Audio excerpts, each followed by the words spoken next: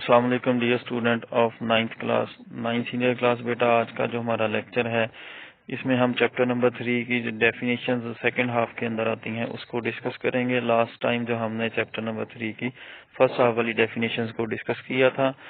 बेटा chapter number 3 जो examination point of view से काफी ज्यादा इंपॉर्टेंट है। इसमें से एक लॉन्ग क्वेश्चन आपको आता है। लॉन्ग क्वेश्चन या तो थ्योरी का क्वेश्चन भी आ सकता है या न्यूमेरिकल भी आ सकता है। इसका जो पेयर बनता है पेपर स्कीम के साथ तो चैप्टर नंबर 2 से, तो बाद का चैप्टर नंबर 2 में से न्यूमेरिकल आ जाता है और चैप्टर नंबर 3 में से थ्योरी का क्वेश्चन, और बाद का चैप्टर नंबर 2 में से आपको जो है थ्योरी का क्वेश्चन और चैप्टर नंबर 3 में से न्यूमेरिकल आ जाता है। तो चैप्टर नंबर 2 और 3 दोनों के बेटा आपने न्यूमेरिकल्स भी सारे करने हैं और आपने जो है इसमें से थ्योरी के क्वेश्चन भी अच्छे तरीके से याद करने हैं। तो आज हम अपने लेक्चर की तरफ जाते हैं। तो सबसे पहले जो हमारे पास डेफिनेशन आ रही है वो है टेंशन की। अगर हम टेंशन की डेफिनेशन की बात करते हैं तो बुक के अंदर प्रॉपर इसकी कोई डेफिनेशन नहीं दी हुई, लेकिन मैंने आपको यहाँ पर डेफिनेशन बना के इसकी दी है। तो आपने ये डेफिनेशन याद करनी है। अगर कुछ बच्चों को जो मुश्किल होती है लॉन्ग डेफिनेशन याद करने में, तो समरी के अंदर जो है वहां पर डेफिनेशन एक छोटी सी मिल जाएगी आपको। अगर समरी में भी आपको डेफिनेशन नहीं मिलती तो फिर पेपर बुक के अंदर लास्ट के ऊपर डेफिनेशंस दी हुई है चैप्टर सारे की निकाल के, तो वहां पर भी टेंशन की एक डेफिनेशन है छोटी सी, लेकिन आप बेहतर यही है कि आप यहाँ से कर लें। ये वाली डेफिनेशन ज्यादा प्रॉपर लगती है मुझे। तो इसकी डेफिनेशन को देखते हैं।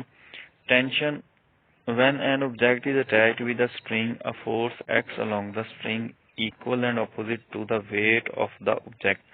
जब किसी भी ऑब्जेक्ट को रस्सी के साथ अटैच किया जाता है तो रस्सी के अंदर एक फोर्स एक्ट करने लग जाती है जो कि इस वेट के इस ऑब्जेक्ट के वेट के बराबर और सिमत में मुखालिफ, इक्वल एंड ऑपोजिट। इक्वल बराबर होगी और ऑपोजिट उसके मुखालिफ। जैसे कि डायग्राम के अंदर भी दिखाया है कि एक वेट हमने स्ट्रिंग के साथ बांधा हुआ है जिसके अंदर टेंशन जो है वो अपवर्ड मूव कर रही है और जो वेट जो है वो डाउनवर्ड। टेंशन हमेशा रस्सी के अंदर ही प्रोड्यूस होगी। जब तक स्ट्रिंग के साथ कोई ऑब्जेक्ट आप बांधते नहीं है तो उसके अंदर कोई टेंशन क्रिएट नहीं होगी। जैसे ही कोई ऑब्जेक्ट बांध कर उसको लटकाया जाता है तो टेंशन जो है फोर्स वो फौरन क्रिएट होगी, और टेंशन जो है रिएक्शन फोर्स के तौर पर आती है वेट के रिएक्शन के तौर पर। जितना जो है ऑब्जेक्ट जो रस्सी के साथ हमने या स्ट्रिंग के साथ बांधा है जितना उसका वेट होगा उतनी ही उसके अंदर टेंशन क्रिएट होगी। तो टेंशन और वेट इक्वल और अपोजिट इन डायरेक्शन। नेक्स्ट जो बेटा हमारे पास डेफिनेशन आ रही है वो है एटवर्ड मशीन की। एटवर्ड मशीन की डेफिनेशन जो है ये भी टेंशन की ही मदद से इसको डिफाइन किया जाता है। रस्सी और या स्ट्रिंग की मदद से ही ये एक्सप्लेन किया जाता है। इसको पहले हम डायग्राम को देख लेते हैं, बाद में डेफिनेशन की तरफ जाएंगे। आपको डायग्राम में नजर आ रहा है कि एक रस्सी के साथ दो ऑब्जेक्ट्स हैं, ए और बी हमने बांधे हुए, और ये एक पुली के ऊपर से गुजर रहे हैं। और क्योंकि ए जो है हमारे पास हैवियर ऑब्जेक्ट इधर शो हो रहा है इसलिए वो नीचे की तरफ मूव कर रहा है, और जो बी जो है वो लाइटर ऑब्जेक्ट है वो अपवर्ड मूव कर रहा है। ए नीचे की तरफ एक्सेलरेशन ए के साथ आ रहा है, जो ऑब्जेक्ट बी है उतने ही एक्सेलरेशन ए के साथ अपवर्ड। दोनों का एक्सेलरेशन और रस्सी के अंदर टेंशन, क्योंकि रस्सी सेम है तो एक जैसी ही मूवमेंट होगी और टेंशन भी एक जैसी ही क्रिएट होगी। तो दोनों ऑब्जेक्ट्स के अंदर एक्सेलरेशन और टेंशन सेम आएगा। इस अरेंजमेंट को जो पुली स्ट्रिंग और दो ऑब्जेक्ट्स के साथ हो उस अरेंजमेंट को हम एटवर्ड मशीन का नाम देते हैं। ये अरेंजमेंट बेटा आपने अक्सर जो है बिल्डिंग्स बनते हुए देखा होगा कि पुली लटकाई होती है उन्होंने और एक साइड पे जो है उसके पेन सा या पलड़ा सा बना होता है, वहां पर ऑब्जेक्ट को रखा जाता है और बिल्डिंग के ऊपर पहुंचाया जाता है। दूसरी साइड से मजदूर उस रस्सी को, स्ट्रिंग को या चेन को नीचे की तरफ खींचता है।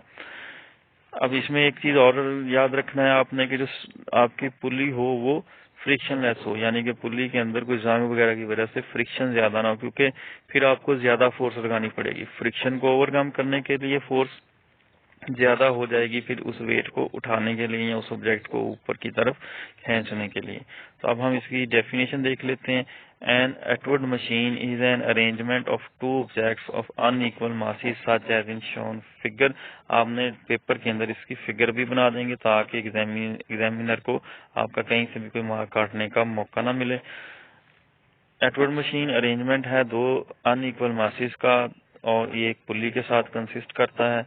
Both the objects are attached to the ends of string. दोनों ऑब्जेक्ट जो है रस्सी के किनारों के साथ बांधे होते हैं। The string passes over a frictionless पुली।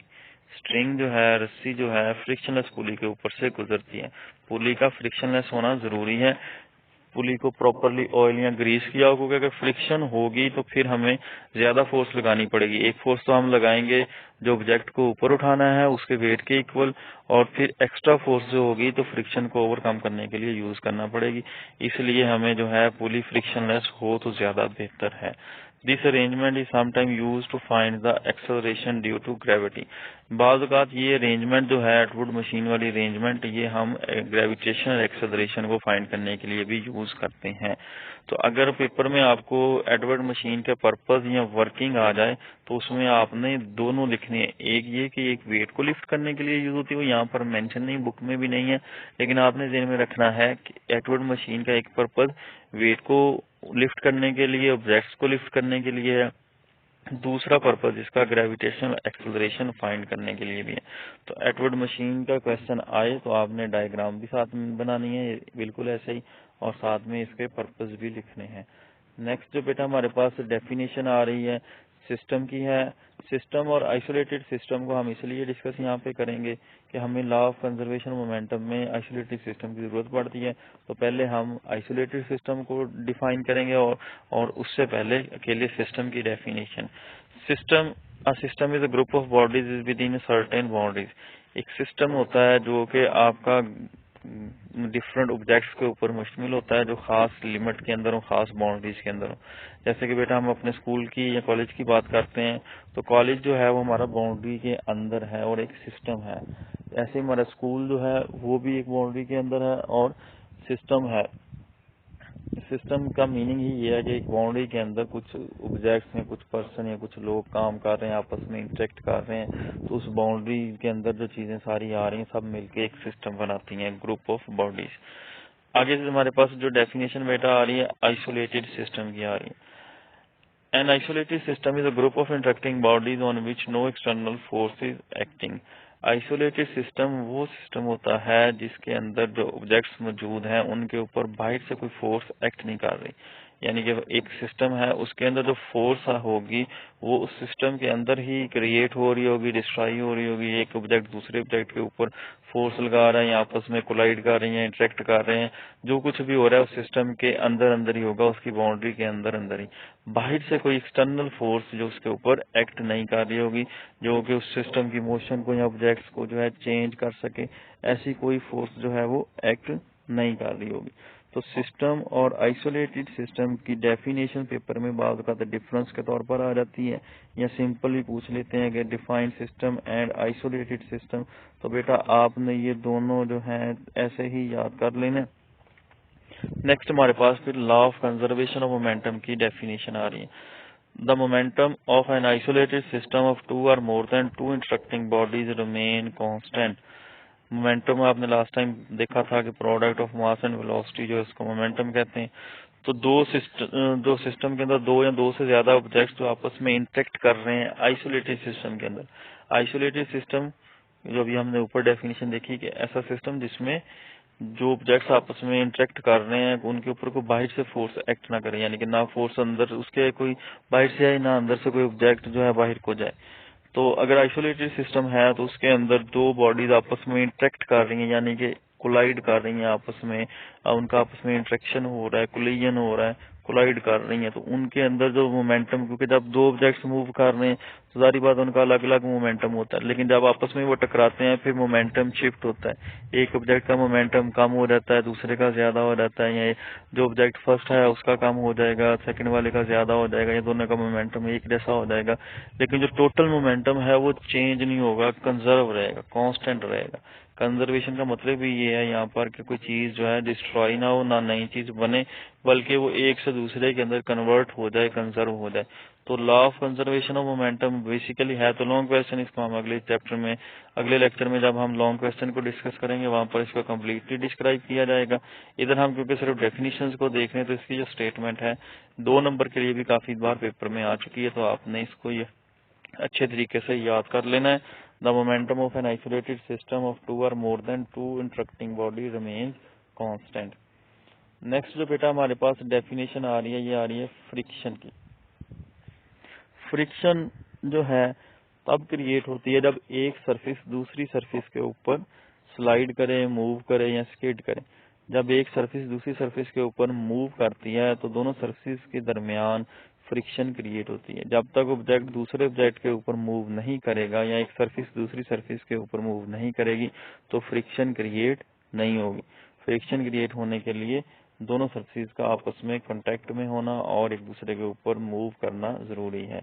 अगर हम फ्रिक्शन की डेफिनेशन को देखते हैं, the force that opposes the motion of moving object is called the friction. वो फोर्स जो मूविंग ऑब्जेक्ट की मोशन को अपोज करती है, उस मोशन को रोकने की या उस मोशन की मुखालफत करती है, ऐसी फोर्स को हम फ्रिक्शन कहते हैं। Friction is the force that comes into action as soon as the body is pushed or pulled over a surface. Friction जो है तब ही एक्ट करती है जब एक बॉडी जो है दूसरी बॉडी के ऊपर मूव करे या आपस में दो सरफेस एक दूसरे के ऊपर जो है एक सरफेस के ऊपर दूसरी सरफेस मूव करे या स्लाइड करे या पुल किया जाए उसको या पुश किया जाए, तब ही फ्रिक्शन की फोर्स जो है वो क्रिएट होगी। अगर दो ऑब्जेक्ट्स हैं हमारे पास, जैसे एक टेबल के ऊपर बुक आपने रखी हुई है, तो जब तक बुक मूव नहीं करेगी तो फ्रिक्शन क्रिएट नहीं होगी। जैसे ही आप बुक को मूव करना शुरू करेंगे या स्लाइड करना शुरू करेंगे टेबल के ऊपर तो दोनों के दरमियान फ्रिक्शन क्रिएट होगी। तो फ्रिक्शन के लिए मोशन का होना, बॉडी का मूव करना जो है वो जरूरी फैक्टर है। एग्जाम्पल के तौर पर बाईसाइकिलिस्ट है आपके पास, अगर साइकिलिस्ट जो है साइकिल को जब तक चलाएगा नहीं वैसे ग्राउंड पे खड़ा है तो फ्रिक्शन क्रिएट नहीं होगी। जैसे ही टायर जो है मूव करना शुरू करेंगे सरफेस के ऊपर, जमीन के ऊपर, तो फ्रिक्शन क्रिएट होगी और उस फ्रिक्शन को फिर ओवरकम करने के लिए ये पैडल जो है पैडलिंग करना पड़ेगी। तो पैडल को पुल या पुश करने से जो है फ्रिक्शन ओवरकम होगी तो साइकिल आगे की तरफ मूव करेगा। आपने देखा है कि बाज़ औक़ात साइकिल के टायर या गाड़ी या किसी व्हीकल के टायर ज्यादा घिस जाएं, वर्न आउट हो जाएं, तो वहां पर जो है गाड़ी को स्टार्ट करते या मूव करते मुश्किल होती है, फ्रिक्शन कम क्रिएट होती है। नेक्स्ट जो हमारे पास डेफिनेशन है वो भी फ्रिक्शन के टॉपिक से ही रिलेटेड है, फोर्स ऑफ लिमिटिंग फ्रिक्शन। बेटा जब एक ऑब्जेक्ट दूसरे ऑब्जेक्ट के ऊपर पड़ा हुआ है, जैसे आपका बैग है, तो जब आपने बैग को स्लाइड करना है या पुश करना है या उसको पुल करना है तो मूवमेंट से एक लम्हा पहले फ्रिक्शन की जो वैल्यू होती है वो मैक्सिमम होती है। जैसे ही ऑब्जेक्ट मूव करने लग जाता है फिर फ्रिक्शन कम होना शुरू हो जाती है। तो फ्रिक्शन की मैक्सिमम जो वैल्यू होती है उसको हम कहते हैं force of limiting friction. Maximum value of friction is known as the force of limiting friction. यानी कि फ्रिक्शन की जब वैल्यू बहुत ज्यादा हो जाए, मैक्सिमम हो जाए, जिसके बाद उसकी मजीद वैल्यू बढ़े ना और कम होना शुरू हो जाए, उस वैल्यू को तब जो फ्रिक्शन होगी उसको हम फोर्स ऑफ लिमिटिंग फ्रिक्शन कहते हैं। ये कब होती है? जब ऑब्जेक्ट मूव करने के बिल्कुल करीब होता है, जिसके एक लम्हे बाद ऑब्जेक्ट मूवमेंट शुरू कर देता है दूसरे सरफेस के ऊपर, तब जो फ्रिक्शन की वैल्यू होती है उसको हम फोर्स ऑफ लिमिटिंग फ्रिक्शन कहते हैं। बाद औक़ात इसको जो है मैक्सिमम फ्रिक्शन के नाम पर भी इसकी डेफिनेशन पूछ लेते हैं। तो the maximum value of friction is known as the force of limiting friction. It depend on normal reaction between the two force surface in contact. Normal reaction force दोनों सरफेस की, जितना ज्यादा वेट होगा उतना ज्यादा ही रिएक्शन फोर्स होगी। Weight के इक्वल ही रिएक्शन फोर्स होती है, आपने पहले पढ़ा हुआ है। जब आपके ऑब्जेक्ट का वेट बढ़ाते जाते हैं तो उसकी नॉर्मल रिएक्शन फोर्स जो है वो भी बढ़ती जाती है।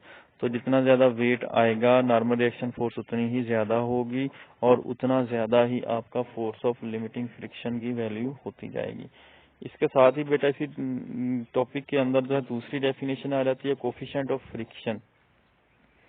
ये कोफिशिएंट ऑफ फ्रिक्शन जो है रेशो होती है आपकी मैक्सिमम फ्रिक्शन और नॉर्मल रिएक्शन फोर्स के दरमियान जो रेशो आती है उसको हम कोफिशिएंट ऑफ फ्रिक्शन कहते हैं।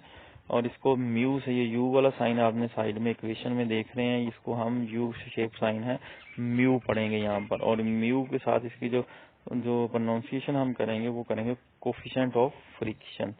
The ratio between the force of limiting friction F and the normal reaction R is constant. This constant is called the coefficient of friction. तो ये जो कांस्टेंट आपका आएगा म्यू, दोनों लिमिटिंग फोर्स ऑफ फ्रिक्शन और normal reaction के दरमियान जो वैल्यू निकलती है रेशो की उसको म्यू से रिप्रेजेंट करते हैं और ये आपका कोफिशिएंट ऑफ फ्रिक्शन कहलाती है।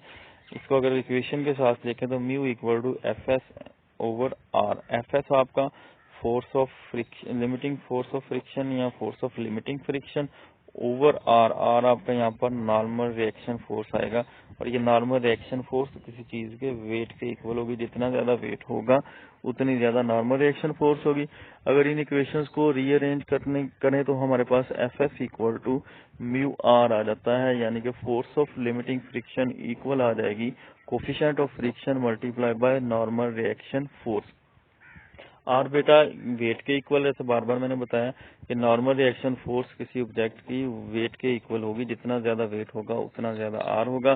तो आर को हम वेट के इक्वल रखेंगे, R equal to M G. तो आपकी जो लास्ट इक्वेशन आ जाएगी for force of limiting friction, वो आएगी F S force of limiting friction equal to mu coefficient of friction multiply by mass and gravitational acceleration, यानी कि हमने आर की जगह पर अब उसकी वैल्यू पुट कर दी है एम जी। तो F S equal to mu M G, ये आपकी इक्वेशन है force of limiting friction. Short question के अंदर अक्सर औकात ये आ जाता है कि prove that F S equal to mu M G. तो बेटा ये 4 इक्वेशन हैं, इसी के अंदर आपके 2 नंबर पूरे हो जाएंगे। तो mu equal to F S over R से आपने शुरू करना है, रीअरेंज करने के बाद फिर आपने आर की वैल्यू पुट करनी है, तो फिर आपका F S equal to mu M G. तो बाद का शॉर्ट क्वेश्चन में याद आता है prove that F S equal to mu M G. तो आपने यही 4 इक्वेशन ऐसे ही तरतीब के अंदर वहां पर लिख देनी है, तो आपका क्वेश्चन ठीक हो जाएगा। नेक्स्ट बेटा हमारे पास जो डेफिनेशन आ रही है वो है सर्कुलर मोशन की। सर्कुलर मोशन की डेफिनेशन वैसे तो हमने सेकंड चैप्टर में भी देखी हुई है। यहाँ पर जो है सर्कुलर मोशन की डेफिनेशन इसलिए इस चैप्टर में दी है कि आगे हमने सेंट्रीपिटल फोर्स और सेंट्रीफ्यूगल फोर्स को डिस्कस करना है, जिसके अंदर जो है वो सर्कुलर मोशन को जो है मेंशन किया गया है, और इसलिए सर्कुलर मोशन की डेफिनेशन को यहाँ पर एक दफा फिर से हम रिपीट कर लेते हैं। The motion of an object in circular path is known as circular motion. किसी ऑब्जेक्ट की सर्कुलर पाथ के अंदर जो मोशन है उसको हम सर्कुलर मोशन कहते हैं। इसमें क्या होता है, जैसे एग्जांपल में हम देखते हैं कि एक ऑब्जेक्ट को हमने रस्सी के साथ बांधा हुआ है, एक स्टोन ले लें आप, तो उस रस्सी के साथ बांधकर हम फिर अब घुमाएंगे तो ये सर्कुलर मोशन करेगा। तो दूसरी इसकी एग्जांपल आप जो है अर्थ और सन वाली भी, जब लास्ट टाइम भी हमने सेकंड चैप्टर में देखी थी कि the earth circulating around the sun, जमीन जो है हमारी ये सूरज के गिर्द सर्कुलर मोशन कर रही है। नेक्स्ट बेटा जो हमारे पास डेफिनेशन आ रही है और काफी ज्यादा इंपॉर्टेंट डेफिनेशन है सेंट्रीपिटल फोर्स। सेंट्रीपिटल फोर्स वो फोर्स होती है जो ऑब्जेक्ट को सर्कुलर मोशन करने पर मजबूर करती है, या किसी ऑब्जेक्ट को सर्कुलर पाथ पर जो है उसको मूव करने में हेल्पफुल होती है या जरूरी होती है। इसकी अगर हम बेटा डेफिनेशन देखते हैं, centripetal force is the force that keeps a body to move in a circular path. Centripetal force वो फोर्स है जो किसी ऑब्जेक्ट को सर्कुलर पाथ पर रखने के लिए जरूरी होती है, किसी ऑब्जेक्ट को सर्कुलर पाथ पर ही रखती है, सर्कल के अंदर ही मूव करवाती है।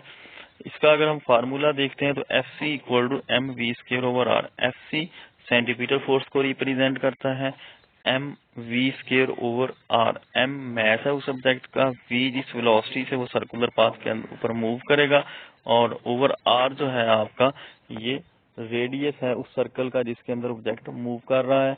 या अगर दूसरे अल्फाज में अगर रेडियस नहीं कहना तो distance between the moving object and the centre of circular circle. जिस सर्कल के अंदर ऑब्जेक्ट मूव कर रहा है उसके सेंटर से और जो ऑब्जेक्ट के दरमियान जो डिस्टेंस होगा, या जितनी उस रस्सी की पाथ लेंथ, या अगर रस्सी नहीं है वैसे मूव कर रहा है, जैसे कि हमारी अर्थ जो है वो सूरज के गिर्द बगैर रस्सी के सिर्फ ग्रेविटी, फोर्स ऑफ ग्रेविटी की वजह से मूव कर रही है, तो उन दोनों के दरमियान जो डिस्टेंस होगा उसको आर हम कहते हैं। वैसे इधर आपने इसको रेडियस ऑफ सर्कल ही लेना है। तो F C equal to M V square over R आ जाएगा, ये आपकी जो है सेंट्रीपिटल फोर्स की इक्वेशन आएगी। अगर डेफिनेशन आ जाए इसकी तो आपने F C equal to M V square over R, इसको ऐसे साथ इक्वेशन भी लिखनी है, डेफिनेशन के साथ में आप ये डायग्राम की एग्जाम्पल भी दे देंगे बना के।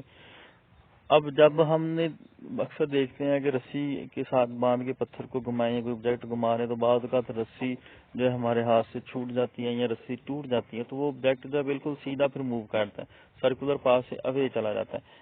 ऐसा क्यों होता है? ऐसा बेटा इसलिए होता है कि ऑब्जेक्ट के ऊपर एक और फोर्स एक्ट कर रही है जो कि सेंट्रीपिटल फोर्स के रिएक्शन के तौर पर काम करती है, जो ऑब्जेक्ट को अवे फ्रॉम सर्कल ले जाने की कोशिश करती है। मतलब अगर हमारे पास सेंट्रीफ्यूगल फोर्स एक्ट कर रही है तो ऑब्जेक्ट को सेंटर की तरफ खींचती है, सर्कल के सेंटर की तरफ खींचती है, तो फिर ऑब्जेक्ट को सेंटर के साथ टकरा जाना चाहिए। तो ऑब्जेक्ट जो है वो सेंटर के साथ टकराता भी नहीं है लेकिन सर्कुलर पाथ पर मूव करता रहता है। ऐसा जो है क्यों पॉसिबल है? ऐसा बेटा इसीलिए होता है कि ऑब्जेक्ट के ऊपर एक दूसरी फोर्स एक्ट कर रही है जो कि उस सेंटर से अवे ले जाने की, सर्कुलर पाथ के सेंटर से अवे ले जाने की कोशिश करती है। जब ये दोनों फोर्सेज इक्वल होती हैं तो ऑब्जेक्ट जो है वो रोटेट करता रहता है या सर्कुलेट करता रहता है। तो सेंट्रीफ्यूगल फोर्स जो है, अगर इसकी हम डेफिनेशन देखते हैं तो इसमें हमें Newton third law of motion की हेल्प लेना पड़ती है। According to Newton third law of motion there exist a reaction to the centripetal force. Centripetal reaction that pulls the string outward is sometimes called centrifugal force। Newton third law of motion की वजह से यहाँ पर centripetal force के reaction के तौर पर एक और फोर्स एक्ट करती है जो कि रस्सी को बाहर की तरफ जो है सर्कल से अवे पुल करती है। इसको जो है हम सेंट्रीफ्यूगल फोर्स कहते हैं। इस रिएक्शन को सेंट्रीफ्यूगल फोर्स कहते हैं।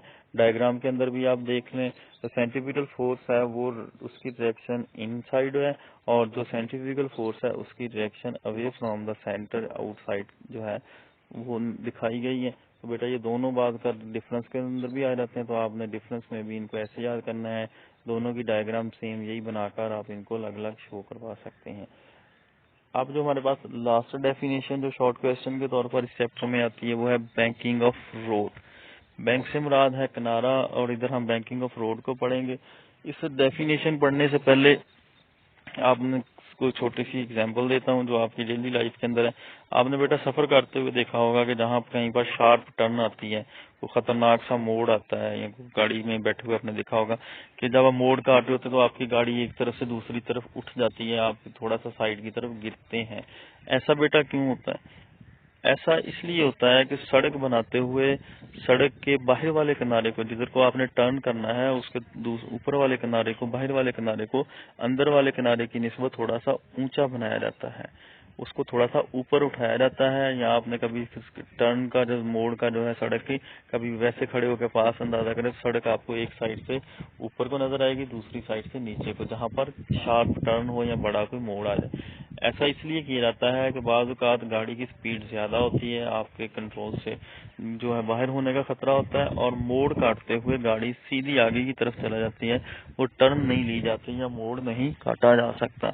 तो इस सूरत हाल के अंदर जो है सड़क के बाहर वाला किनारा जो है वो ऊंचा बनाकर गाड़ी के वेट को थोड़ा सा अंदर की तरफ कर दिया जाता है, जिसकी वजह से जो है गाड़ी की जो मोशन जो है वो सेफ हो जाती है, आप इजीली टर्न कर सकते हैं। अब इसकी अगर हम डेफिनेशन को देखते हैं, banking of road means that outer as of the road is raised.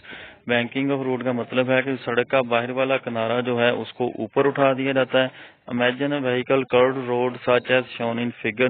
फर्ज करेंगे तस्वीर के अंदर जैसे आपको दिखाया गया है कि एक हमारे पास गाड़ी जो है उसका जो है वेट जो है हमने थोड़ा सा अंदर की तरफ मुड़ा हुआ नजर आ रहा है। ऐसा इसलिए है कि हमने सड़क का बाहर वाला किनारा जो है उसको ऊंचा किया हुआ है और वेट अंदर की तरफ एक्ट करता है, जो कि नॉर्मल रिएक्शन को इक्वल बना देता है और गाड़ी इजीली मूव कर सकती है।